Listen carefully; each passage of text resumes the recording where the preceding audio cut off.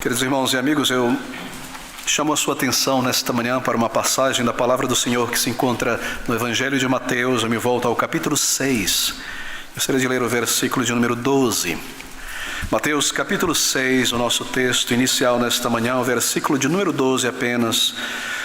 Nós estamos aqui na oração do Senhor Jesus Cristo, o padrão da oração para o crente, e nesta oração ele declara, orando ao Senhor e nos ensinando: e perdoa-nos as nossas dívidas, assim como nós perdoamos aos nossos devedores. Deixe-me lhe remeter ao longo desta semana, ou ainda hoje, a um estudo que realizamos aqui neste capítulo 6, já há vários meses atrás, onde consideramos versículo por versículo deste capítulo de número 6, e em particular o padrão, modelo de oração que o Senhor nos deixou, não para ser repetida. Não é uma reza, mas uma oração, e aqui nós encontramos os elementos essenciais da adoração, do clamor, da petição a Deus, na oração do crente. Mas eu gostaria de destacar nesta manhã apenas um versículo, porque o nosso título, o nosso tema nesta manhã é a respeito de pecados após a conversão, lidando com o pecado após a conversão. Gostaria de tocar no tema do arrependimento de pecados após a salvação. A obra do Espírito de Deus em nós para o arrependimento de pecados após a conversão. Bem, o Evangelho do Senhor Jesus Cristo fala sobre arrependimento de pecados para a salvação, e na salvação inicia-se a santificação, não antes, mas na conversão. É na conversão, na salvação, que nós recebemos o Espírito de Deus. O batismo do Espírito Santo é na conversão. De maneira tal que se uma pessoa não possui o Espírito de Deus que nos leva a Cristo, então esta pessoa não tem a Deus. Paulo fala sobre isso em Romanos capítulo 8. Tendo sido salvos pela graça de Deus que nos levou ao arrependimento de pecados para com Deus, então a santificação tem início.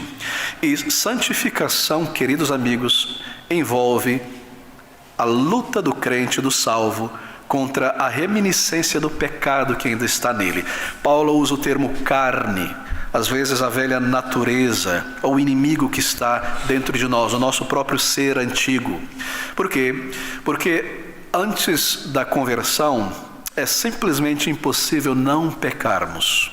Nós estamos presos, algemados ao pecado. Na conversão, pela graça de Deus, já é possível não pecarmos, porque o pecado foi como que fraturado, quebrado, diminuído em seu poder dentro de nós, e nós temos agora o Espírito de Deus, que nos dá a graça de ouvir a sua voz, assim por dizer, na palavra, e move a nossa consciência e nos capacita a resistir ao pecado. De outra maneira não haveria santificação. Todavia nós não estamos sem pecado após a conversão. O capítulo 3, por exemplo, de Colossenses, eu gostaria que você estudasse com calma, ele fala sobre isso. Ele usa o termo despojar, no versículo 8 em diante, Paulo está falando, e a necessidade de despojarmos destes elementos da velha natureza.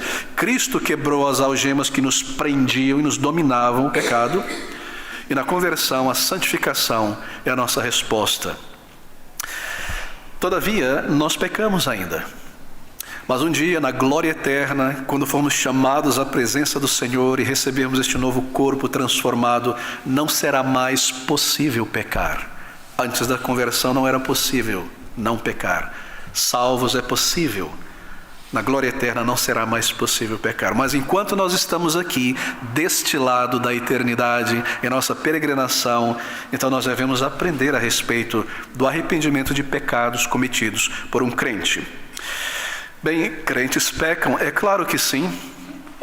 O ensino da palavra de Deus é a respeito de vigilância contra o pecado. Se um crente em Jesus não pecasse, não faria qualquer sentido a promessa em 1 João capítulo 1, versículo 9, que se nós, é uma carta escrita a crentes, se nós confessarmos a Deus os nossos pecados, Ele é fiel e justo para nos perdoar e nos purificar de toda a iniquidade. Assim, eu lidarei nesta manhã com duas porções da palavra de Deus aqui, Mateus a primeira, e então em 2 Coríntios 7, a segunda porção, que lida com a questão do arrependimento de um crente, de um salvo. Bem, aqui em Mateus capítulo 6, no versículo 12, nós temos a palavra dívida. E perdoa-nos as nossas dívidas, assim como nós perdoamos aos nossos devedores. Dívida se refere ao pecado. Lá em Lucas, uma passagem paralela na oração do Senhor, ele diz: perdoa os nossos pecados. Pecados. O pecador é um devedor. Sim, antes da conversão, a nossa dívida é impagável por nossos méritos. É paga por Cristo, sua vida perfeita e seu sacrifício no lugar de pecadores. Mas após a conversão, se pecarmos, então nós estamos em dívida com Deus. Não uma dívida para a salvação da alma, mas uma dívida que deve ser paga pelo arrependimento, se eu posso pôr nesses termos metafóricos. Agora, dívida fala sobre o fracasso da humanidade em alcançar o padrão de Deus, fala sobre a nossa culpa diante de Deus e fala sobre a necessidade de um mediador, de Cristo, Messias, dos méritos perfeitos dele para reconciliar pecadores com Deus, pagando a dívida. Paulo fala sobre isso em Colossenses capítulo 1. Mas o pedido de perdão aqui na oração do Senhor Jesus Cristo, veja, ele está no presente, ele não se refere ao pecado do passado antes da conversão. E perdoa-nos as nossas dívidas, assim como nós, presente, perdoamos os nossos devedores.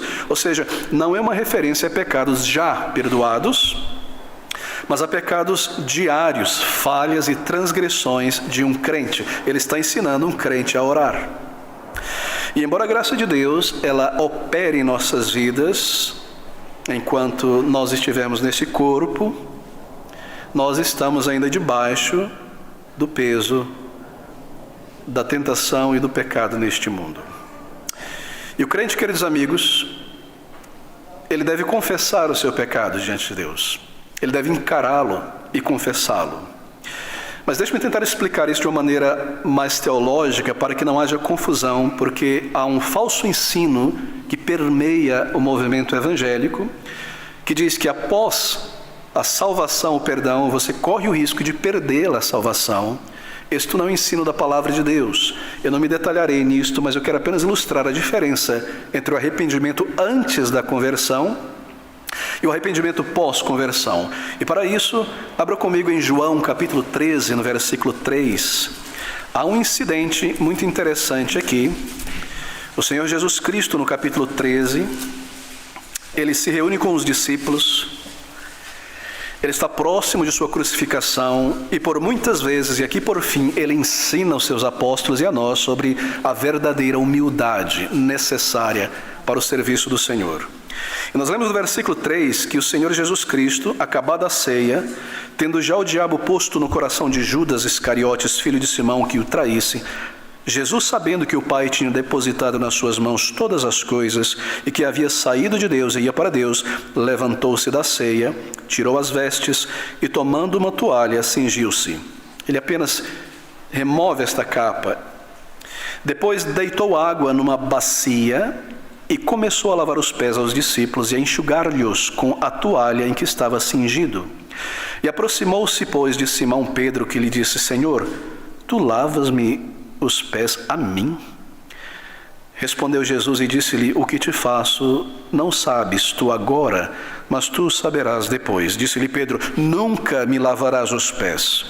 Respondeu-lhe Jesus: se eu não te lavar, não tens parte comigo. Disse-lhe Simão Pedro: Senhor, não só os meus pés, mas também as mãos e a cabeça. Disse-lhe Jesus: aquele que está lavado, se eu não te lavar, do versículo 8, aquele que está lavado não necessita de lavar, senão os pés, pois no mais todo está limpo. Ora vós estáis limpos, salvos, perdoados, mas não todos. Ele se refere a Judas. E o que está acontecendo aqui é uma lição tripla. O Senhor está ensinando a verdadeira humildade para um discípulo. Ele está dizendo que o menor será o maior. Aquele que mais se humilha servindo ao Senhor e mais se humilhece é o maior no reino de Deus. Essa é a lição essencial. Mas observe o que ele está dizendo. O Senhor, ao ensinar esta lição, ele se aproxima dos discípulos, lavando os pés desses discípulos, de uma maneira simbólica. Era um serviço de um escravo, de um servo. E ele, sendo o Senhor, se humildece para servir e mostra o exemplo. Aquele que deseja ser o maior, torne-se o que mais serve. Mas ao fazer isso, ele chega próximo de Pedro. E Pedro, que era um homem bastante espirituoso, e como nós amamos o apóstolo Pedro e aprendemos com ele, Naquela sua atitude ainda um tanto imatura, ele diz: Senhor, em outras palavras, tu és tão grande, eu sou um pecador, tu lavarás os meus pés, de maneira nenhuma tu farás isso, Senhor. E o Senhor responde dizendo: se eu não te lavar, versículo 8, tu não tens parte comigo. Em outras palavras, se o meu sangue não te perdoar, se o meu espírito não te purificar, se eu não te lavar do teu pecado, tu não é meu filho, tu não tem parte, tu não está enxertado em mim, como João capítulo 6, certo? Ele se refere a isso. E aí Pedro, sentindo a repreensão, ele diz: Senhor, então tá bom, não somente meus pés e minhas mãos, mas meu cotovelo atrás da minha orelha, entre os meus dedos e tudo mais. E o Senhor, respondendo isso, a Pedro diz: olha, aquele que já foi lavado por inteiro, salvo, não precisa ser salvo, lavado de novo, todo o corpo, já foi salvo, que ele precisa lavar as mãos e os pés. Isso é uma metáfora, porque tendo sido salvos, lavados e perdoados, nós ainda estamos neste mundo. E por pés e mãos ele quer dizer os nossos caminhos e o nosso lidar, porque ao longo desta vida nós vamos empoeirar o nosso pé, nós vamos errar e nós vamos falhar e nós vamos pecar, embora nós já fomos lavados da culpa do pecado, da condenação do pecado, e nós vamos falar e colocar nossas mãos em coisas no lidar que levará ao pecado. E o que ele está dizendo é isso: aquele que já foi salvo, ele ainda peca no seu viver, no mundo pecador, com o diabo neste mundo, com a velha natureza. E o que ele deve fazer então? Ele deve ir a Cristo em arrependimento. Se confessarmos os nossos pecados, ele é fiel e justo para nos lavar e nos purificar de toda a injustiça. Ele é fiel à promessa que ele fez, que se nós fôssemos a ele nunca nos lançaria fora. Como agora, depois que ele me salvou, se eu peco, eu vou a ele me lança fora. Não, ele é fiel à promessa. Então eu venho a ele para lavar minhas mãos e meus pés. Você percebe a diferença entre o arrependimento para o lavar, a regeneração, quando eu encaro a minha pecaminosidade e vou a Deus em arrependimento e fé para uma nova vida. E agora, recebendo o Espírito, santificação, neste mundo nós falhamos, nós devemos agora ir ao Senhor em oração, em arrependimento, não para ser salvo, mas para sermos purificados disso. A nossa santificação está aí.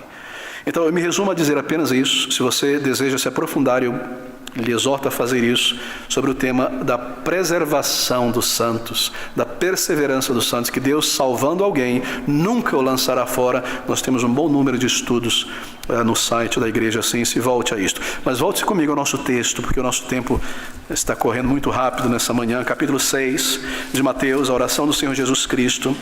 Aqui, o crente está orando: e não nos conduza, e perdoa-nos as nossas dívidas, pecados, assim como nós estamos no hábito também de perdoar de verdade os nossos devedores. Bem, ele coloca no plural: nossos pecados, nossas dívidas. E a razão é que nós pecamos tantas vezes, queridos amigos, que às vezes nós não conseguimos lembrar. Mesmo quando nós nos arrependemos diariamente. Mas o Senhor não está requerendo que nós lembremos de todos os pecados que nós cometemos em um dia. Tentar se lembrar disso seria um exercício muito doloroso para a alma. Mas nós devemos confessar ao Senhor em arrependimento todos aqueles pecados que a nossa consciência nos informa e trazer diante do Senhor. Assim, nenhum crente irá neste mundo alcançar um estado de santificação tal que ele nunca mais peque. E se nós desejamos receber a misericórdia de Deus diariamente, então é melhor que nós reconheçamos as nossas falhas e pecados e nos aproximemos do trono da graça para o perdão, para sermos purificados de toda a mancha do pecado. Bem, há tantos pecados que nós cometemos, e se nós deixarmos de encarar esses pecados por muito tempo, então essa montanha que se acumula irá afetar a nossa comunhão, nosso relacionamento com Deus, aquela nossa comunhão vital com Deus, da nossa alma, do nosso coração, do nosso pensamento. E isso nos deixará então à mercê do maligno e da disciplina, é claro, do Senhor sobre nós. Veja, nós cometemos pecados por palavras, por pensamentos, por omissões, por ações. Há pecados que se formam na mente, há pecados de impulso. São muitos, na verdade, os tipos de pecados. em momentos diferentes, em intensidades diferentes, e nós somos culpados de todos eles. Eu me recordo muito tempo atrás, em outro lugar, sentado em uma congregação pentecostal, mais de 25 anos atrás, e o pastor ali, muito sincero, mas estava muito bravo com o número de crentes na igreja, que voltavam a falhar e a pecar em certas questões. E ele, nervoso, disse: quando é que meus irmãos, que vocês vão conseguir ficar pelo menos 2 dias inteiros sem pecar? Você compreende o desejo e a sinceridade desse pastor, mas ele estava equivocado teologicamente. Não há um dia em nossa existência aqui que nós não pequemos. Seja por omissão, seja por ação, por não amar a Deus acima de todas as coisas como nós deveríamos. E você pensa sobre os 10 mandamentos como a ponta de um iceberg, cada mandamento, e uma família inteira de outros pecados ligados a cada um deles. Não matarás. Não é apenas tirar a vida física de alguém, é matar a felicidade de alguém. Não furtarás a oportunidade de alguém, o bem de alguém. Como nós pecamos. Assim nós devemos encarar isso a cada dia e confessar ao Senhor. Assim nós pecamos de muitas maneiras. Às vezes, a impressão que se tem de crentes no Senhor Jesus Cristo é que eles deixaram o arrependimento de lado. É muito triste observar isso. Eles deixam o arrependimento de lado como se fosse uma questão já lidada uma vez no passado para a salvação. E a oração desses crentes passa a ser somente: obrigado, Senhor, me dá, Senhor. Você não vê mais arrependimento, contrição pelo pecado. Mas arrependimento não é apenas um momento pontual na história da nossa salvação. Arrependimento caracteriza a vida de uma pessoa salva. Este lavar das mãos e dos pés diante do trono da graça a cada dia, encarar as minhas falhas e pecados. Arrependimento é contínuo ao longo da vida cristã. E, na verdade, arrependimento é uma evidência de que nós já nascemos de novo. O verdadeiro crente, então, é uma pessoa que lamenta suas falhas ao longo do dia, seus pecados, e não para aí, ele vai ao Senhor e os confessa, e se levanta dali perdoado para viver uma vida mais agradável ao Senhor. Ele vai diariamente buscar a graça do Senhor.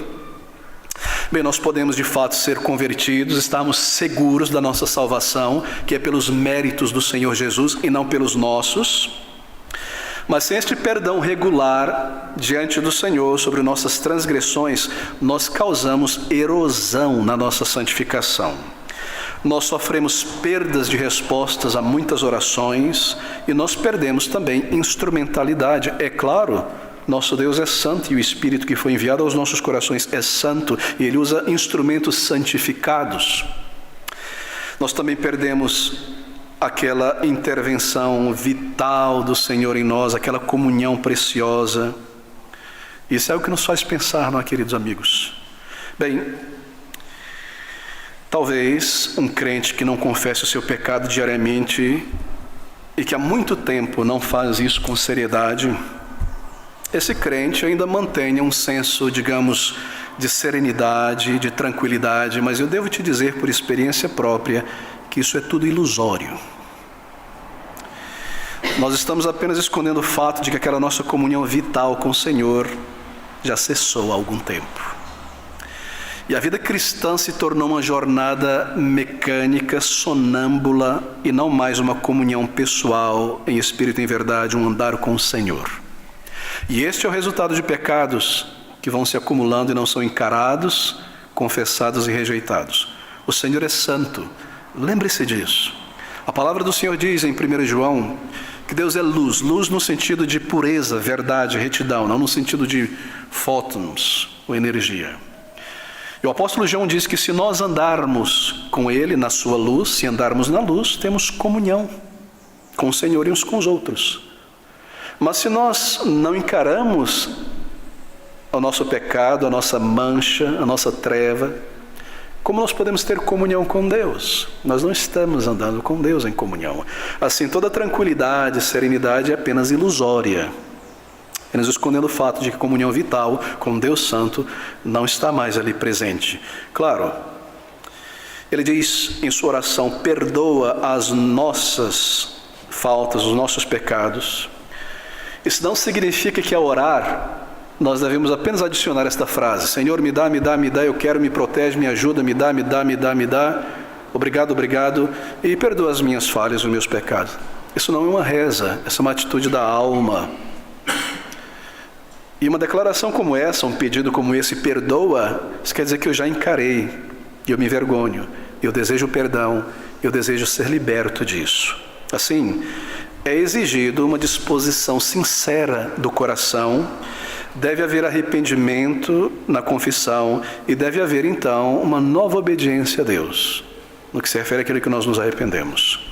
Bem, versículo 12, gostaria de observar que há uma conexão vital aqui entre arrependimento diante de Deus e a nossa santificação. Estão intimamente ligados, porque a petição aqui aponta para a necessidade de um autoexame, um arrependimento diário. Observe, ele diz no versículo 11, o pão nosso de cada dia nos dá hoje, e ele não põe um ponto final, ele está falando sobre algo diário, necessário, hoje. E hoje também perdoa as nossas dívidas, assim como hoje nós perdoamos aos nossos devedores. Você percebeu essa conexão?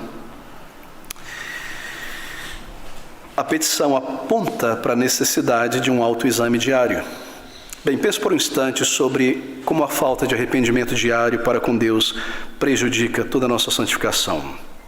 Se nós não nos arrependemos diariamente, examinando o nosso coração ao final do dia, ou durante o dia, é porque nós não examinamos a nossa consciência diariamente como deveríamos.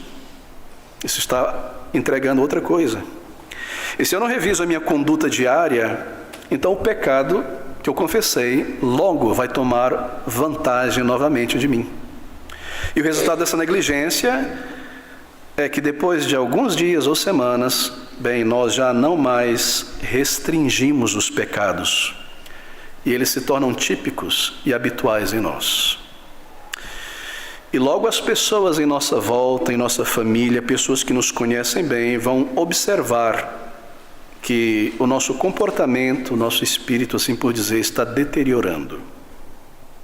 Elas podem, por exemplo, observar que nós já estamos agora reagindo de uma maneira nervosa, exasperadas a problemas. E onde é que está aquela calma e aquela cortesia dele? O que está acontecendo? Ou nós nos pomos a ver coisas que nós viramos a cara facilmente, e as pessoas percebem isso. E o resultado disso, a causa disso, é a falta deste exame sério e de uma confissão séria. Assim nós desmoronamos muitas vezes o nosso testemunho diante dos outros. Ou as pessoas percebem uma irritabilidadezinha maior ali, ou um egoísmo voltando a tomar conta, e o nosso testemunho, meus queridos irmãos, é arruinado. Assim você percebe a falta de um exame do coração, de encarar nossos pecados, arruina o nosso testemunho, o nosso viver cristão. Isso é resultado da negligência do autoexame e de confissão ao Senhor. Sem essa confissão, sem este arrependimento, sem este autoexame diário, a nossa consciência rapidamente, ela perde a sua sensibilidade às coisas, ela vai se cauterizando. O nosso gosto espiritual vai azedando. Quando é que nós partimos ou deixamos um padrão de santidade, de alegria com as coisas profundas de Deus e começamos a diluir isso aí com a água da cultura mundana e reduzir as coisas? O nosso gosto espiritual começa a se azedar. E nós queremos um pouco mais do mundo misturado com as coisas de Deus. E o orgulho e algum tipo de hipocrisia, para a qual todos nós tendemos, nesses momentos, começa a retornar à nossa vida típica. Isso é perceptível. Bem, há perigo, não é? Há perigo também, porque se nós não encararmos isso, não examinarmos o nosso coração, não confessarmos ao Senhor, é claro, Deus não se comporta como um pai indulgente. O que é um pai indulgente? É que dá para o filho e para a filha e elogia o tempo todo, independente do mal feito, do erro, da malcriação, da desobediência, do pecado. Não importa, eu amo este filho de qualquer maneira. Isso não é amor, isso é um vício. Mas Deus não age assim. Deus não continua sorrindo sobre nós. Ele não é um pai indulgente. E assim, queridos amigos, Ele pode barrar as nossas orações, seja pela negligência do dever ou por não nos arrependermos diante dEle. Ele não vai continuar indulgindo o nosso pecado. Se por vários dias eu sigo assim, ou se eu não trago as nossas necessidades de graça diante de Deus, minha necessidade, então eu começo a perder bênçãos. De modo que esse arrependimento diário é essencial para a nossa vida com o Senhor, que é um Deus santo, que é um Pai santo. E perdoa as nossas dívidas. No grego, a palavra perdoar é interessante, significa despede, manda embora, exonera. Assim, em nosso autoexame, que nos leva à confissão de nosso pecado, nós devemos rogar ao Senhor, suplicar a Deus, que Ele leve embora, tire de mim este pecado, esta tendência, este traço do caráter, esta inclinação, para que ela não esteja mais em mim, me afastando do Senhor. Perdoa, leva embora, que eu não seja mais manchado. Me perdoa, Senhor, que eu não mais volte a estragar e manchar a minha alma. Leva embora, tire isso de mim. Não apenas perdoa o registro jurídico da culpa, legal da culpa, mas também tira de mim isso. Esse é um desejo real por santificação. E assim pedir por perdão que ele seja removido envolve então um apelo a Deus para obtermos graça e força para vencer isso no futuro. Assim não é suficiente dizer, Ele perdoa os nossos pecados, perdoa os meus pecados, quando não há uma intenção de lutar contra eles. Assim, meus queridos irmãos, a nossa oração de arrependimento deve incluir súplica para ser livre do pecado, dessa tendência, graça, põe em mim, Senhor, um ódio maior por esta inclinação errada, aviva a minha consciência diante da tentação, para que eu a perceba e me afaste. Põe em mim, Senhor, uma santa determinação. Não é suficiente apenas dizer, Senhor, me perdoa. É necessário uma súplica real, por vitória contra isso. Bem, uma pergunta nesse ponto normalmente é feita por crentes no Senhor. E a pergunta é esta: eu devo confessar ao Senhor diariamente, mesmo quando eu não tiver um senso de culpa do pecado? Mesmo que eu entenda a minha negligência, mas eu não tenha em mim um senso de culpa, um sentimento de culpa, eu devo fazer isso? O que fazer então se esse senso não está ali? Bem, nós trazemos isso diante de Deus, porque o Espírito de Deus, pela consciência, nos convence do pecado. Assim, não é absoluto que o sentimento de vergonha ou tristeza profunda esteja envolvido ali. Contanto que nós somos convencidos da nossa negligência. Ainda que eu não esteja sentindo grande culpa, isso pode ser minha culpa também, por ter praticado isso, ou estado nisso, ou sido negligente por muito tempo, e a minha sensibilidade está mais cauterizada. Tendo sido convencido, eu devo ir ao Senhor, em minha alma, confessar a Ele desta maneira, me arrependendo e rogar dele graça. E deixe-me ser mais profundo, porque isso envolve a alma. E pastor, aqui está a minha vida consciente, mas quando eu durmo eu tenho uma vida inconsciente. Não, porque os nossos sonhos são reflexo das nossas impressões diárias. E os nossos sonhos são histórias, alegorias, que são formadas por nossas impressões diárias, mesmo que o cenário às vezes seja coisa que a gente nunca viu antes ou nunca passou. Mas aquilo que há de concupiscência carnal no sonho deve ser confessado ao Senhor imediatamente ao acordarmos. Como nós podemos permitir tais coisas na alma e criar um ambiente neutro para o pecado dentro de nós? Esse é o resultado das nossas falhas, a memória. Então nós confessamos também ao Senhor, porque nós não queremos mais isso. Nós queremos pureza na alma. Nós queremos uma vida reta. Porque digamos que o sonho é a imaginação do sono. Deixa eu colocar nesses termos. E se nós devemos purificar a nossa imaginação consciente diariamente, também devemos confessar ao Senhor. Porque é claro, a culpa acompanha também, não acompanha mesmo o sonho, mesmo ao acordar. Então nós devemos trazer isso diante do Senhor, e Ele nos ajudará a santificar nosso pensamento, nossa imaginação, nosso coração. Bem, aqui estão alguns remédios então, deixe-me ser mais positivo nessa questão. Peça a Deus por um senso maior do pecado, para que Deus lhe ajude a ver melhor a luz da santidade de Deus, a gravidade dos meus pecados. Peça a Ele por isso. Quanto mais próximo da luz, mais nós vemos a sujeira, não é? Peça que te dê essa sensibilidade, que aquela falta de devoção por vários dias, ele te faça perceber a gravidade disso. Que dias de oração superficial, ele te faça perceber a tragédia. Queridos amigos, a oração é tão essencial para a santificação. Nós nunca saberemos, nós nunca sentiremos, nem saberemos quão pobre nós somos quando comparado àquilo que nós poderíamos ser se tivéssemos uma vida de oração mais real com Deus. Até isso nós precisamos pedir a Deus, que nos dê um senso maior à luz da sua santidade. E então as demais coisas, aquilo que nós olhamos, contemplamos, e outras coisas que vão se tornando pequenas à nossa estima por causa da velha natureza. Peça a Deus por isso. É um exercício que cada um de nós deve fazer diariamente. E o Senhor nos ajudará. E esse processo nos leva a maior santificação, porque Ele vai nos fazer ver com mais clareza a gravidade deste pecado. E se você vê uma sujeira grave em você, o que você faz naturalmente? Você deseja limpar. Você irá confessar, rogar graça, pedir força para vencer isso. E assim nós somos mais santificados. O processo de santificação é assim. Ele nos ativa a consciência, nós vendo estas coisas, nós agimos em arrependimento.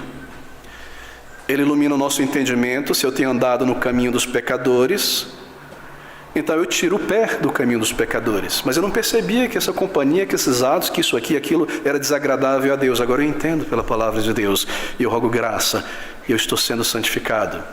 Eu não entendia que eu estava me assentando na roda dos escarnecedores diante desse esporte, ou o que quer que seja, e transformando violência em esporte ou sensualidade em arte.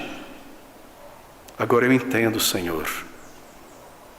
Me perdoa. Queridos irmãos, isso é muito sério. Santidade é a marca vital de uma pessoa salva.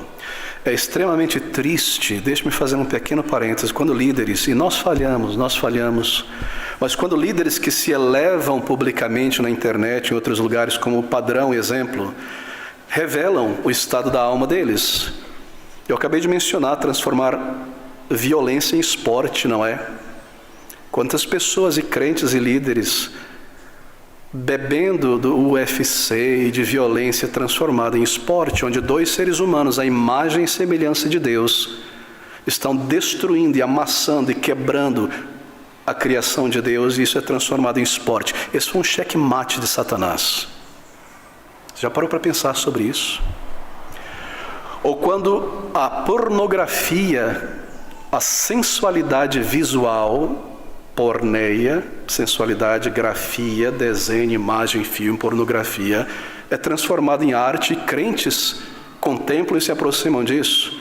Há um pregador aqui neste país, de uma barba muito branca, que gosta de viajar, e é muito bom viajar, e recentemente não, um tempo atrás, postou uma foto, ele e sua esposa, em um museu na Itália, e ali está a estátua, arte, de um grande artista, assim, chamado Michelangelo. E ele esculpiu, segundo a imaginação podre e carnal dele, Davi entre todos os homens, nu. Uma estátua desse tamanho, em cima de um pedestal, em que todas as partes pudentas do corpo estão ali, ele meio afeminado. Se Davi estivesse aqui vivo, ele tiraria a espada que ele tomou de Golias e cortaria a cabeça dessa estátua.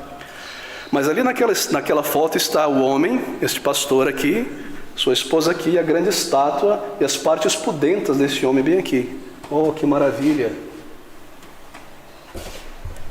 Eu preciso fazer algum comentário a mais sobre isso? Onde está o coração deste homem? Onde está a santificação dos olhos, da mente? Transformar pornografia em arte? Não seja impressionado com respostas teológicas e grandes frases de efeito, mas com a vida, a obra do Espírito, a vida de Deus na alma de uma pessoa. E a vida de Deus na alma de uma pessoa, o perfume desta vida é santificação. Uma luta pessoal contra a concupiscência da carne, dos olhos e a soberba da vida. Essa é a verdadeira santificação. E ali você vê a obra do Espírito. E ali você vê a oração sincera. Fuja como quem foge do Covid, de pessoas e líderes assim, que transformam violência em esporte e bebem disso, imoralidade em arte, mundanismo da música em arte aceitável para o crente, bebendo o lixo, o chorume deste mundo musical que proclama a rebelião, a autoindulgência, a soberba da vida como alimento ok para um crente, com desculpas várias. Esse é o problema do neocalvinismo aqui no Brasil e fora. O neocalvinismo é nada mais do que um carimbo. Está escrito aqui, santo, nesse carimbo. E o neocalvinista vai atrás de tudo aquilo que é mundano e carimba. Santo, posso usar, posso ter na minha vida. Isso aqui, imoralidade, santo, quero ter. Santifiquei tudo. Não, queridos amigos. Fuja, corra. Não seja seduzido pelo elemento teológico disto aí. Isso não lhe ajudará. Verdadeira santidade é o que nós buscamos.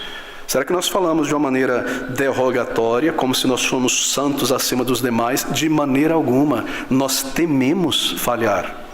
E tememos cair, e tememos esfriar, e tememos entrar no controle automático, sonâmbulo de uma vida espiritual. Nós queremos Deus, o Deus verdadeiro, a habitação dele em nós, a vida do Senhor em nossa alma. Nós queremos comunhão com o Senhor Jesus Cristo. Nós queremos uma vida de pureza íntima no coração, quando ninguém está por perto. E nós lutamos e falhamos, mas vencemos pela graça de Deus em arrependimento. Essa é a verdadeira santificação. Assim eu fecho este parêntese com esta advertência necessária. Mas voltemos ao nosso texto. Segundo, primeiro, peça por um senso de teus pecados, para poder ver melhor à luz da santidade de Deus estas coisas.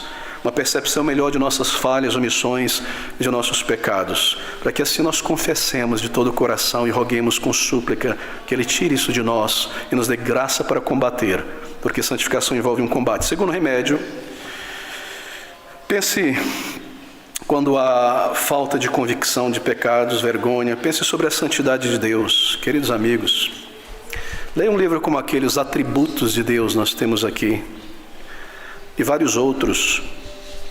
Leia o material dos puritanos sobre esse tema. Vocês são neopuritanos? Não há neopuritano. O Espírito de Deus é o Espírito Santo. Pureza é o cartão de visita de todo crente em todas as épocas. Não há nada de novo nisso. Pense sobre a bondade de Deus, a paciência, a longanimidade. Como Deus me preservou no passado e eu estava errando, e Deus podia realmente, se fosse eu, já pegava pela mão aqui, limpava o cipó de goiabeira e mandava ver. E o Senhor foi paciente comigo. Pense sobre a bondade de Deus no passado. Isso constrange o nosso coração e nos leva a amá-lo mais. Um Pai tão maravilhoso, tão bondoso, tão paciente, que poderia ter tirado de nós tantas bênçãos e foi paciente. Isso nos constrange a andarmos de modo reverente, santo, amável diante dele. Queridos, eu tenho tanto a dizer, o nosso tempo já está quase esgotado. Autoexame e arrependimento é parte essencial da santificação. E isso deve estar presente continuamente no nosso coração. Portanto, vós orareis assim, no que se refere ao arrependimento após a salvação, perdoa-nos as nossas dívidas. Agora, observe a conexão do versículo 12 com o versículo 14 e 15. Porque se perdoardes aos homens as suas ofensas, também vosso Pai Celestial vos perdoará a vós. Se porém não perdoardes aos homens as suas ofensas, também vosso Pai não perdoará as vossas ofensas. Não irei entrar nessa questão, não está dizendo que se eu não perdoar alguém eu não posso ser salvo. Aqui não se refere à salvação. Se fosse o caso, a salvação seria por méritos, não é? Mas ele está dizendo que se eu não confesso ao Senhor as minhas falhas, e aqui é uma relação entre perdoar alguém e receber perdão de Deus dos meus pecados. Se eu não me disponho também a perdoar alguém que peca e falha contra mim e busca esse perdão, como eu posso pedir de Deus também perdão? Uma das evidências de que há fé em nós, fé divina do alto, é que nós também perdoamos os irmãos em seu arrependimento. Isso é algo comandado por Deus. Seja sério quanto a isso. Pedir a Deus algo que nós não queremos dar ao outro é um insulto a Deus. Assim ele coloca isso nesta oração. Bem, eu não lidarei com a questão do perdão ainda, mas mantenha isso em vista. O chamado é examinarmos a nós mesmos e o nosso comportamento para com outros também, porque nós não somos uma ilha neste mundo. Mas, queridos amigos, deixe-me tocar em algo agora. Isso se refere àqueles pecados, não é, digamos, lista Colossenses 3, 8 em diante. Despojar disso, daquilo mais, leia em casa. Mas você sabe, como eu sei, que há certas tentações que às vezes são muito, muito insidiosas. Há tentações, que se levantam fortemente de dentro de nós. E há tentações, digamos assim, que nos encontram na esquina com a pancada, elas vêm forte. E há aquelas tentações que elas vão ganhando lugar dentro de nós, igual um pequeno cupim na estante de madeira, e vai se proliferando ali, e nós não percebemos, que parece que está tudo bom, você limpa a poeira, está lá, e um dia você bate assim, o teu dedo entra na madeira, e você descobre que um monte de farelo cai ali, um monte de cupim. Pecados que vão entrando em nós, tomando conta, força, e nós não percebemos. Como agir em relação a esses? Bem, deixe-me lhe dar um conselho bíblico. Em relação a tentações insidiosas que se tornam hábitos, não há como lidar com elas da mesma maneira que nós lidamos com estas tentações e pecados que eu mencionei anteriormente. Contra tentações insidiosas, pecados que se tornaram hábitos, nós poderíamos mencionar muitos, não é? Se tornar algum tipo de vício contínuo, como um caminho que você fez ali, ele foi afundando, você só passa por ali, parece que você já cai ali, indo ali. Nós só conseguiremos vencer pela graça de Deus tendo uma atitude militar contra isso. Não há como ser casual. Você deve ter uma atitude militar, eu quero dizer de guerra, de combate. E por guerra e combate eu não me refiro à maneira pentecostal de começar a declarar, está amarrado, isso e aquilo. Eles não fazem isso, você é católico. E coisas dessa natureza. Eu me refiro à batalha espiritual bíblica contra esses assédios. Um combate. Se você vai combater contra algo que está ali já pezinhando, você para. Eu tenho que parar com esse negócio. Você está andando com uma pedra no teu sapato, você mexe para lá para ela não doer, você quer continuar, não quer parar. Quando você vê que está te ferindo, dói, você para, né? Não tem que parar mesmo. Tem que tirar a pedra e pôr de volta. Contra tentações que nos assediam ou se tornam hábitos, pecados, nós devemos combater. E combater você precisa parar e focar nisso aí. E pensar. Talvez pegue um papel, bem racionalmente. Eu tenho falhado nisso. Examine qual é a raiz disso. Qual é a lenha embaixo que está alimentando? É o orgulho que está alimentando este pecado, essa tendência? Então identifique. Porque você deve focar na raiz e não apenas no pecado. Poxa, gastei de novo o que não deveria. Alguém mencionou que o pai tem um trabalho específico e trabalha muito. Mas o dinheiro que entra na mão já gasta no mesmo dia. Ou precisa daquilo, aquilo mais, chega no final do dia, não está pensando sobre as contas. Alguém compartilhou isso, pode acontecer muitas vezes. Mas espera aí, então eu vou segurar e não vou comprar? Você tem que parar e dizer, qual é a raiz disso aqui, na verdade? Examine o coração, começa aí. É a cobiça. Eu quero ter, possuir mais conforto, mais, encher esse negócio de beleza e qualidade e riqueza. A raiz está aqui. Se você não lidar com a raiz, você nunca vencerá o pecado, ele se manifestará de outra maneira. Lá naquele papel, você anota também, em que momentos do dia, da semana ou do mês, eu sou mais assediado por essa tentação? Será que eu sou mais assediado a esse pecado quando eu estou cansado mentalmente e fisicamente? Porque quando você está cansado, parece que você perde um pouquinho as rédeas, né, do autocontrole e você se entrega à porcaria, à indolência, ou a perder tempo em alguma coisa. Viu isso aqui? E horas passam e seu dia está indo embora, ou a ver coisas que não deveria.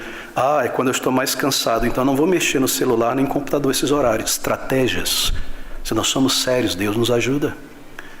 Nós queremos vencer, nós estamos rogando graça e nós estamos combatendo contra isso. Quando é no final do mês? Ou será que é quando eu estou na companhia daquelas pessoas? Sim, olha, eu tenho que... Agora entendi. Eu estou fraco em descobrir um calcanhar de Aquiles aqui em mim. Quando eu estou com certas pessoas, eu sou tentado a falar besteira, ou a ficar falando sobre o mundo, as coisas desta vida, eu me sinto mal depois. Então identifique e comece a trabalhar nisso, ore ao Senhor e comece a cavar trincheiras, clamar ao Senhor. Você está entendendo o sentido? É necessário um combate real em oração e uma atitude real diante dessa tentação. De outra maneira, nós não vamos vencer. E Satanás, quando vê uma brecha em nós, ele começa a abrir isso aí por muitas maneiras. Em alguns momentos, depois de ter lutado e lutado, e você, para o teu horror, perceber que o negócio já criou muita raiz e o cupim já causou muito estrago, e você não está conseguindo por meio dessas estratégias e tem clamado ao Senhor, você precisa de algo mais radical. Veja, eu não estou trazendo conselhos meus, queridos irmãos, mas da palavra do Senhor. Em situações como essa, quando você se vê sem esperança, assim por dizer, para vencer certas coisas, o Senhor Jesus Cristo, Ele nos diz, comanda, mesmo aqui em Mateus capítulo 5, que você deve agora, lembra-se da ilustração do pé e da mão ser lavado, eu estou andando nesse mundo, estou sujando e volto a pisar numa lama ali específica, e meter a mão numa lama específica. Em casos como esse, você deve decepar a mão e decepar o pé, espiritualmente falando, não literalmente, jamais. Porque o pecado não está no pé, nem na mão, certo? E se você decidir, eu vou fugir desse mundo e vou para uma montanha e me isolar lá, só orar, você leva o pecado no teu coração. E todo tipo de miséria e pecado dos piores vão acontecer lá, que você está isolado. Assim, é uma atitude radical que o Senhor está ensinando. Deixa eu dar um exemplo. Mencionei um jovem que, convertido pela graça de Deus, novo ainda, 19 anos, tinha entrado na faculdade, mas antes da conversão era viciado naqueles jogos online. Não é isso? Aquilo é um vício absurdo. Este é um exemplo de dezenas. E foi salvo pela graça de Deus, colocou isso um pouco de lado, mas muitos amigos na igreja, supostamente salvos, também estavam presos nisso. E logo ele, opa, não tem problema nenhum então. Fui salvo, mas tem crente aqui mais tempo na igreja que faz isso. Tá tudo bem. É triste, não é? Quando o mundo domina uma igreja e o instinto natural de uma pessoa salva, que é santificação, se livrar, é abafado por pessoas carnais. E este jovem voltou a estes jogos, tinha entrado na faculdade e de repente, em poucos meses, à noite virava jogando, na faculdade estava dormindo, perdeu muito investimento ali, teve que trancar, sua saúde começou a deteriorar, se você troca o tempo todo, o dia pela noite, e vergonha, e todo tipo de coisa, mas o Espírito de Deus, pela graça, ele constrange a nossa consciência. E ele percebeu que não tinha controle sobre isso mais. Sabe o que ele fez? Ouvindo o ensino do Senhor, ele decidiu cortar a mão, arrancar um olho. Ele pegou o seu próprio computador que ele precisava para estudar e trabalhar e doou para outra pessoa. Ai, mas se eu fizer isso, como é que eu vou trabalhar direito? Eu vou ter que escrever no papel agora, vai ser mais doloroso, vai demorar. Sim, ficar sem uma mão é difícil, né? Tem que trabalhar só com uma. Mas se você tira de diante dos teus olhos, da tua presença, um objeto que tem sido o estupim, o gatilho para esse pecado, então você está livre dele, você não vai conseguir jogar, está sem a mão para meter na lama. Você percebe? Assim, depois desse combate em oração, se você percebeu o estrago por nossa culpa que este hábito ou pecado já fez, é necessário então às vezes sofrer uma perda por algum tempo, de uma vantagem, de um lazer, de um bem, para você vencer isso pela graça de Deus. E mais para frente talvez você volte ali. O que quer que seja, querido irmão, o que quer que seja que nos leva a pecar, a estar preso nisso. Assim, há um elemento mais radical diante de pecados que são muito insidiosos. Primeiro, um exame do coração sério, parar e encarar. 2, orar ao Senhor e planejar estratégia, o Senhor te dará graça. 3, se você se perceber tão preso e envergonhando Cristo e dando mau testemunho, talvez seja necessário de alguma maneira sofrer uma perda de algo e se humildecer para vencer e santificar. E isso honra o Senhor e Ele te dá grande graça. E uma alegria tão profunda e um prazer espiritual tão maior que você teria com qualquer vício terreno. É maravilhoso, queridos amigos. É maravilhoso, confesso em primeira mão. Submeter-se a Deus, combater e receber grande graça. Assim, mantenha isso em vista. Meu tempo já acabou, mas eu preciso de mais alguns minutos para mostrar agora a alma em arrependimento diante de pecados como este. Volte-se comigo para o nosso segundo texto, está em 2 Coríntios, capítulo 7. Carta de Paulo à igreja de Corinto, é a segunda carta. Ele vai mencionar uma primeira carta que havia escrito, a carta anterior, mas em 2 Coríntios, capítulo 7, ele está lidando com esses tipos de pecados mais insidiosos. Bem, é a experiência de todo crente, não é? Que por conta da negligência, que por conta da falta de vigilância, certos pecados encontram uma brecha na nossa vida.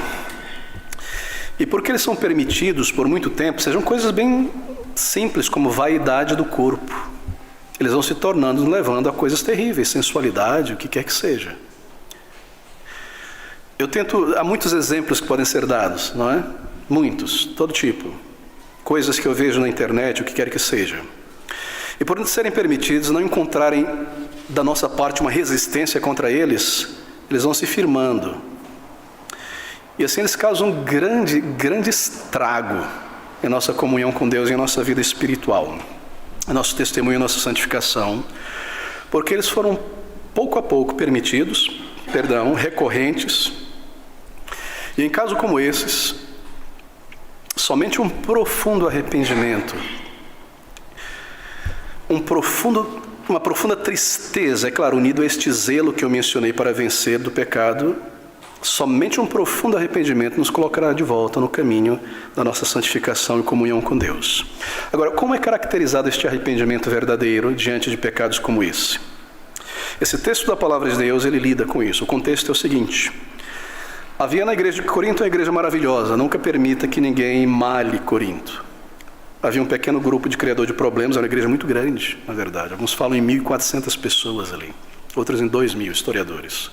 Mas havia um pequeno grupo de causador de problemas, e Paulo escreve, e eles lidam com isso. E um outro sério problema, triste, foi o caso de um homem que se dizia crente, mas era incestuoso. E a sua madrasta. E os coríntios, meio que pela vergonha, colocaram um pano em cima disso aí, não queriam lidar, e era uma podridão contaminando tudo ali naquela igreja por causa disso. O Espírito de Deus não está presente assim. E Paulo repreende.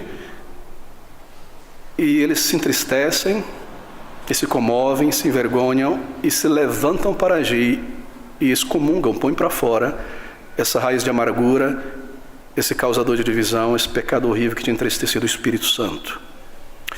E Paulo então escreve esta segunda carta, se alegrando e dizendo: verdadeiramente vocês se arrependeram. Como ele sabe? Porque a maneira como eles se arrependeram mostrou um verdadeiro arrependimento que veio de Deus e os moveu. E é isso que ele diz aqui no capítulo 7, no versículo de número 9. Agora folgo, porque não fostes contristados apenas, mas porque fostes contristados para arrependimento. Deus trouxe grande tristeza para que eles se arrependessem. Pois fostes contristados segundo Deus, de maneira que por nós não padecestes dano em coisa alguma. Porque a tristeza segundo Deus, que vem de Deus, opera arrependimento para a salvação, da qual ninguém se arrepende, mas a tristeza do mundo opera a morte. Que tristeza é essa?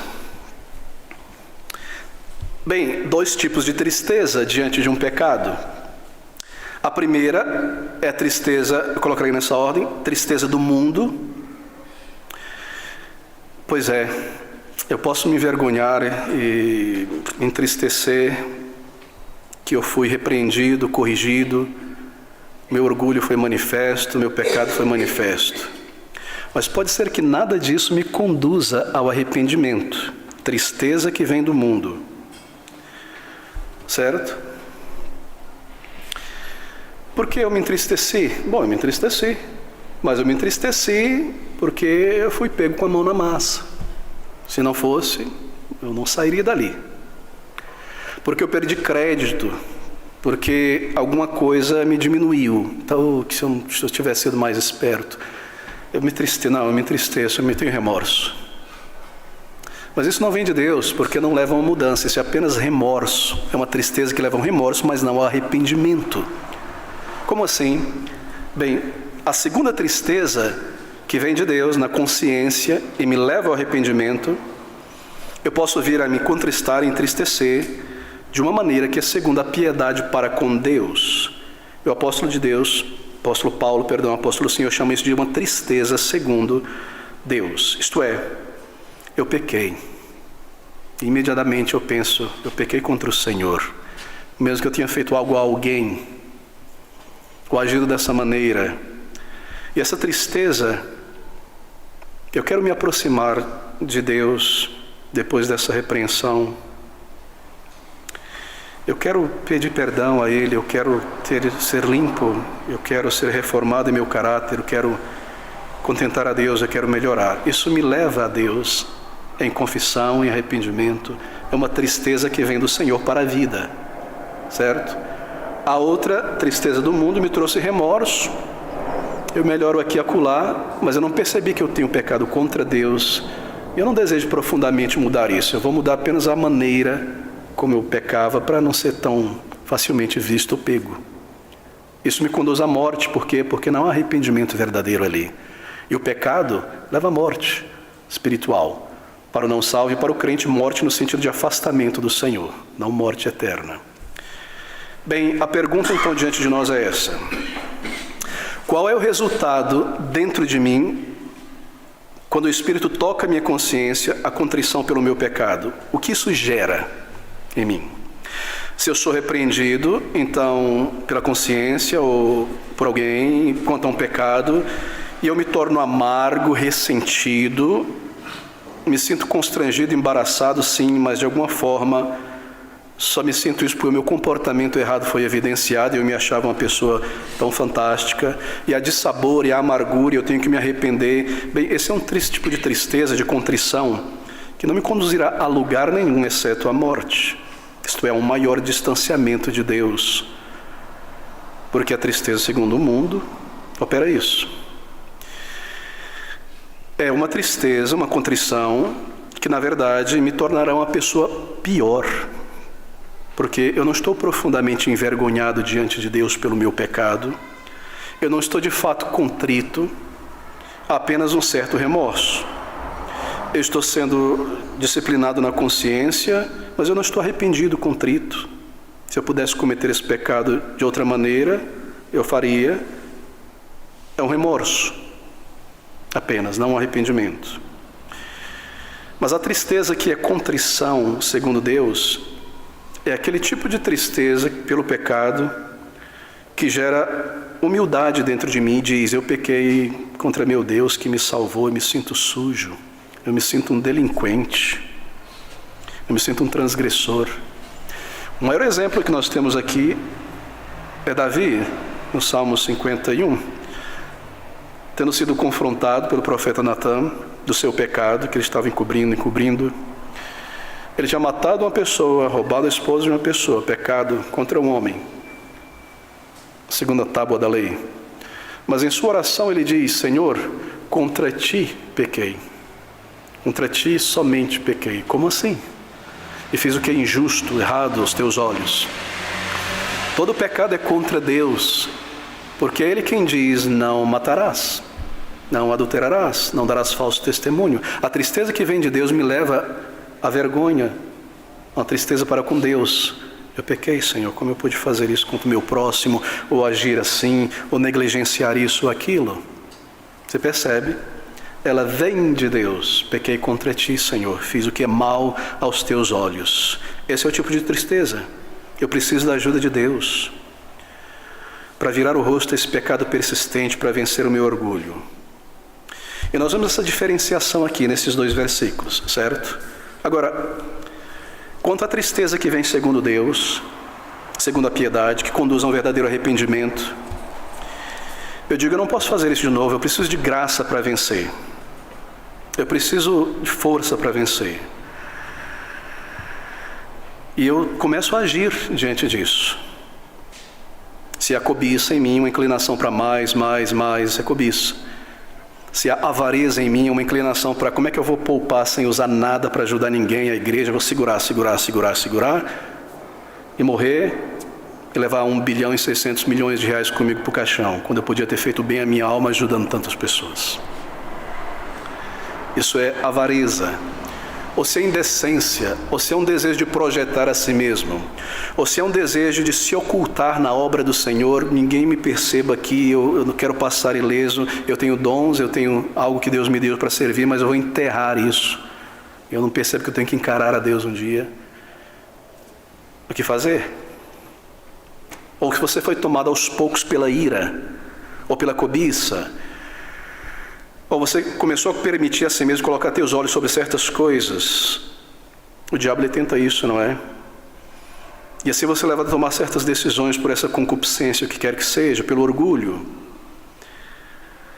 E agora você começa a se comportar como se você fosse melhor que os outros, porque você tem uma grande mente, isso é óbvio, uma grande capacidade intelectual, algo que poucas pessoas possuem, isso é raro. Então eu me comporto assim. E eu não percebo todo o meu pano de fundo, todas as minhas falhas, os meus erros, mas eu estou cego. E talvez o diabo me levou a nutrir isso. Ou eu me tornei preguiçoso, e lembre-se que preguiça é um pecado diante de Deus. É o pecado de não fazer nada. A indolência do corpo, o torpor da mente, quero ficar quieto, quero o macio do sofá, Não, eu não quero nada. Isso é pecado, queridos amigos. Ou outros exemplos, o orgulho.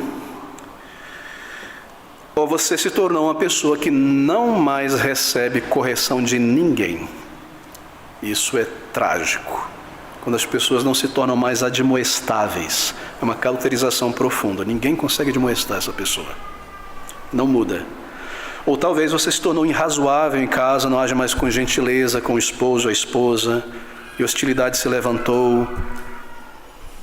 Ou você se deu a uma lama terrível do pecado, que é a fofoca, bisbilhoteiro, curiosidade carnal, estilo de vida dos outros. O que ele tem, o que ele come, o que ele vive, o que ele é isso, aquilo mais. Suspeita de todo mundo em minha volta, todo mundo está errado, todo mundo é hipócrita, porque eu vivo em pecado escondido, então todo mundo também deve viver em pecado escondido aqui. Deve haver alguma coisa podre.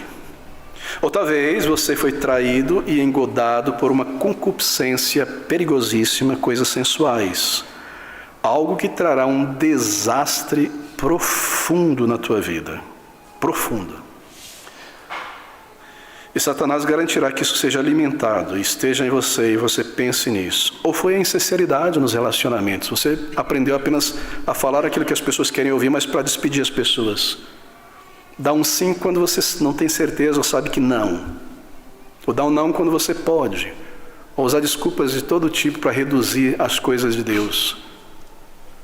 Esse é um pecado grave. Em outras palavras, alguma coisa séria causou uma mancha, uma impressão na tua vida, e Satanás se aproveitou disso, abriu brecha e te colocou em um estado infeliz, porque você ama Cristo e ama o Senhor. E a única maneira de reverter essa situação é por um sério arrependimento. E aqui estão então as características no versículo 11 de que há um arrependimento profundo e sério. Paulo diz para eles: porque você se entristecer, no versículo 9 e 10, veio de Deus, porque, observe, quanto cuidado não produziu isso mesmo em vós. Essa tristeza produziu um grande cuidado. Cuidado é solicitude, uma atitude proativa.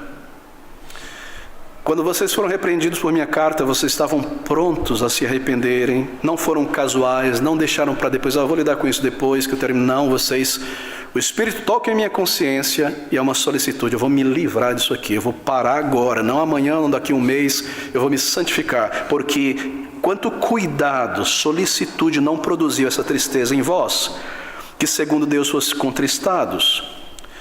Que apologia é luta, né? Quando você defende algo. A ideia aqui é defesa, limpeza de si mesmo.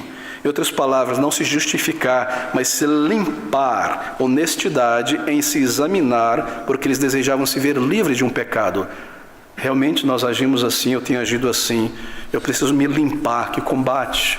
Esse é um sinal de um verdadeiro arrependimento, da tristeza que vem de Deus. Eles não disseram a si mesmos: poxa, minha consciência está me acusando. Paulo escreve para a gente reclamando, mas isso aí é coisa típica que as pessoas fazem hoje em dia. É só uma coisinha. nós vamos consertar isso facilmente. Não. Eles disseram, isso é algo muito sério, na verdade. E eu vejo a extensão do meu pecado, e quanto eu devo me arrepender. Isso levou a igreja a se envergonhar Corinto e sentir quão ofensivo estavam vivendo contra Deus. Eles não disseram, isso é só um pecadinho em minha vida, não vai me causar grande mal. Eles disseram, isso é algo gigantesco, isso é algo horrendo. Que apologia, que limpeza de vós mesmos. E esse é o sentido aqui. Arranque pela raiz da causa do pecado que me levou, da tentação, que quer que seja, que me levou a isso. É algo sério. Assim, não permita que o coração indolente diminua a gravidade da cobiça, da fofoca, do mau temperamento, tentando justificar a preguiça. Seja uma limpeza profunda, uma apologia. Eu quero tirar isso de mim. Encare dessa maneira. Faça uma limpeza completa.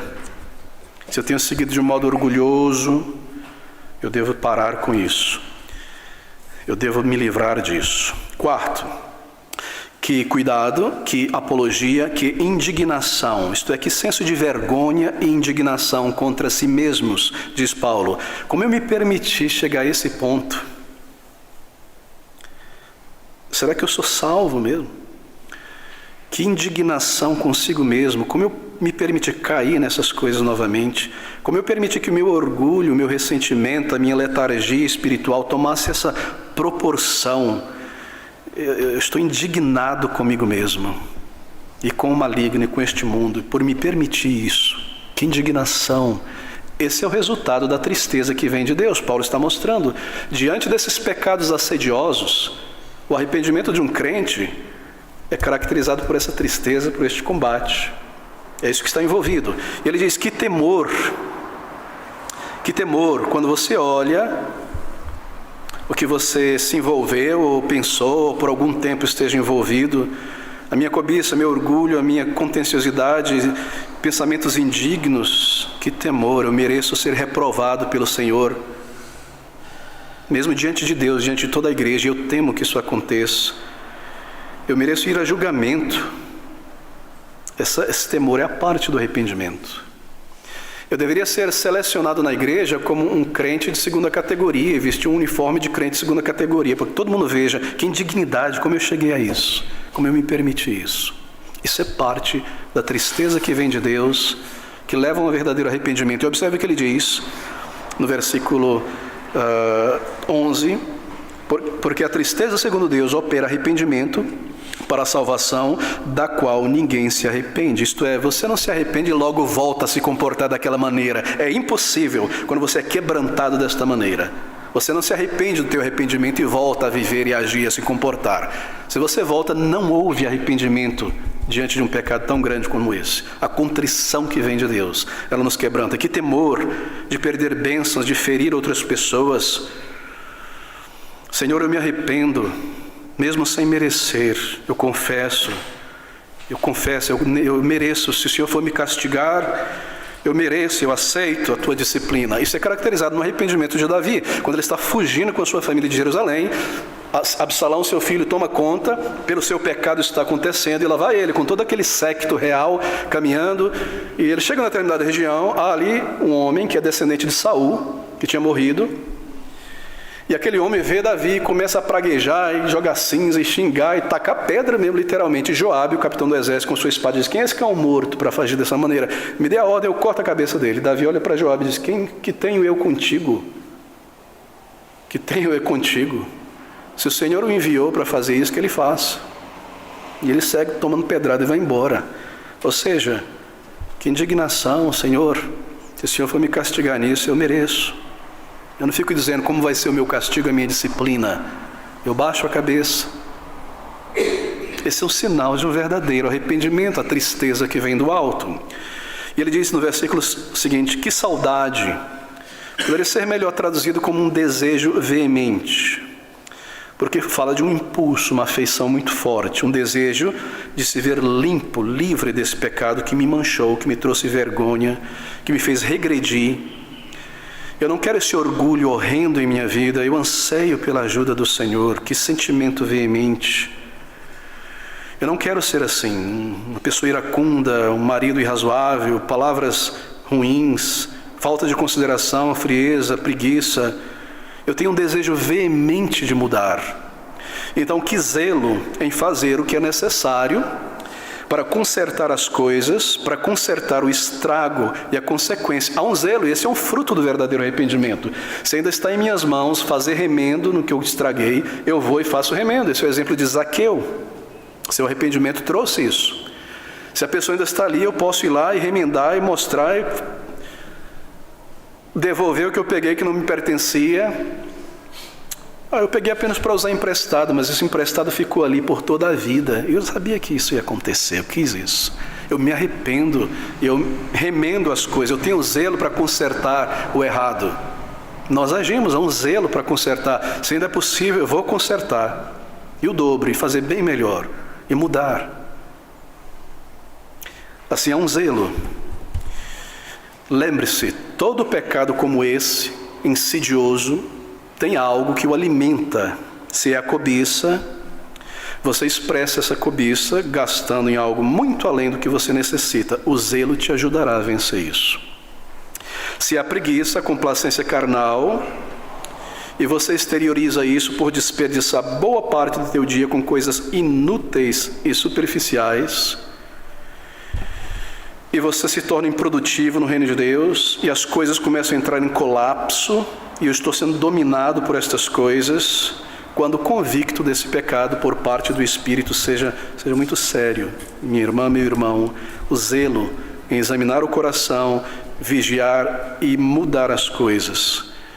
Assim, você posso resumir isso, oferecer uma violência santa contra esse pecado. Este é o zelo, para vencê-lo.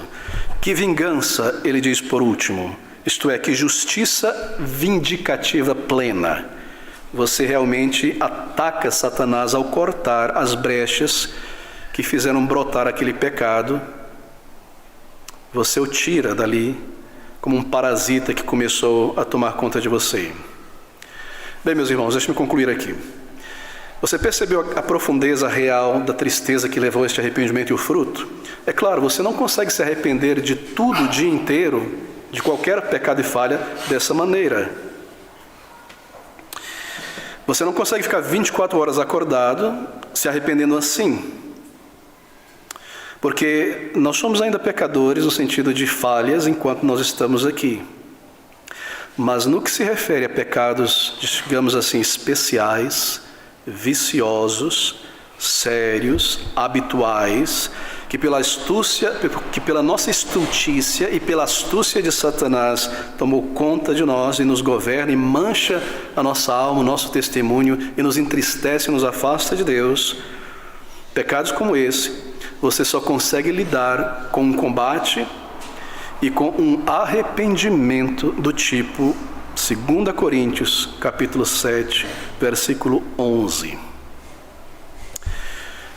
Houve uma grande diligência em se arrependerem, houve uma grande indignação pelos pecados, uma grande veemência e zelo para consertar as coisas, livrarem-se daqueles falsos líderes lá, por exemplo, do irmão incestuoso, e assim o verdadeiro arrependimento de um crente, a grande diligência, uma violência santa para se livrar disso, um exame do coração, um senso de indignação para comigo mesmo, para não pecar ou voltar a isso facilmente, grande zelo para melhorar.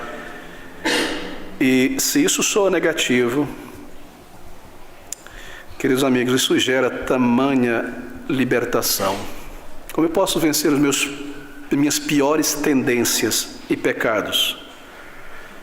Quando uma certa postura estraga a minha vida entre o povo de Deus, ou no casamento, ou em qualquer lugar, ou os meus pensamentos, como eu posso me livrar disso? Somente com um tipo de arrependimento descrito em 2 Coríntios, capítulo 7. Esse arrependimento, você não se arrependerá dele e voltará, porque ele leva à vida, é uma santificação maior. Assim, as pessoas dizem e escrevem muitos livros, olha, esse é o segredo da santificação, certo? Este é o segredo de uma vida santa. Não, não é o segredo. O segredo é este, que não há segredo. Está tudo aqui exposto na palavra de Deus para todos nós, não para alguns apenas. Santificação é para todos. Isso é a graça de Deus, a graça de um Pai Celestial que nos santifica. Queridos, ouça a voz do Senhor na consciência. Encare, se arrependa e lembre-se, Deus é tão generoso e tão bom, e as demais coisas Ele acrescentará, porque Ele é assim. Graça, alegria, paz, segurança, autocontrole, maior certeza de salvação, uma vida frutífera. Não se deixe enlaçar por o que quer que seja, ainda que seja algo legítimo desta vida. Monitore o teu tempo, os teus dias, examine o coração, encare com seriedade isso. Lide com isso como se fosse um vírus dentro de você, como se fosse uma H. pylori que está ali. Você tem que tirar isso. Não é como apenas tomar um chazinho. Você precisa de algo mais sério, orar ao Senhor, clamar a Ele, e Ele te ajudará, Ele nos ajudará. Verdadeira vida com o Senhor. Aqui está o arrependimento após a conversão. Graças ao Senhor pelo seu Espírito. Graças ao Senhor. Esse é o processo de santificação. É o treinamento do Senhor. Ouça o Senhor e responda assim.